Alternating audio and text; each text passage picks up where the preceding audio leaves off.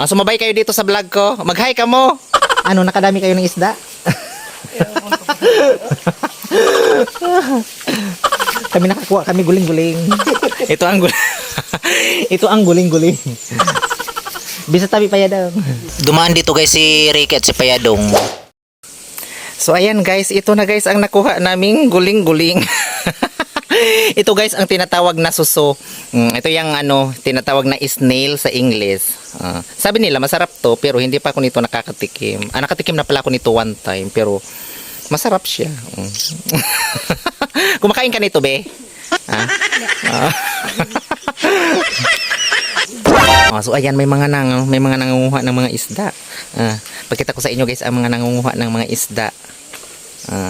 Ayan may mga mangingisda. Sumabay kayo dito sa vlog ko. Mag-hi ka mo. Nakay mo sa vlog. Nangunguha kami ng isda dito sa ilog. So ayan guys ang ilog, may mga isda dyan, makikita ninyo. Nakadami kayo ng isda? Kami nakakuha, kami guling-guling. Ito ang guling-guling. Bisa tabi payadong. Dito kami ngayon sa ilog. Magpakita ka rin sa video. Mag-hi ka dyan.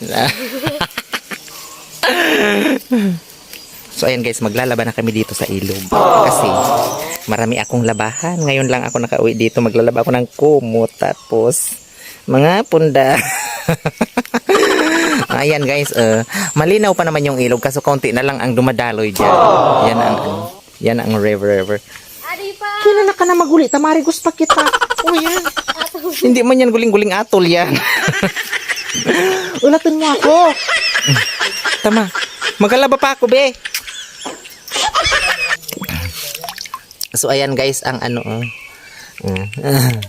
isaw-saw natin dito sa tubig para matanggal ang kanyang laway.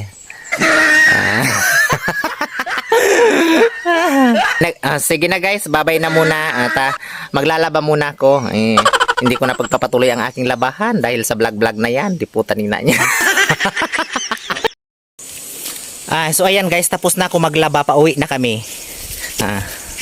Natapos din sa wakas.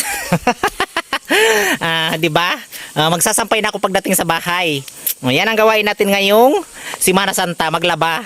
Dahil day off at walang pasok, nakauwi din dito sa lugar namin.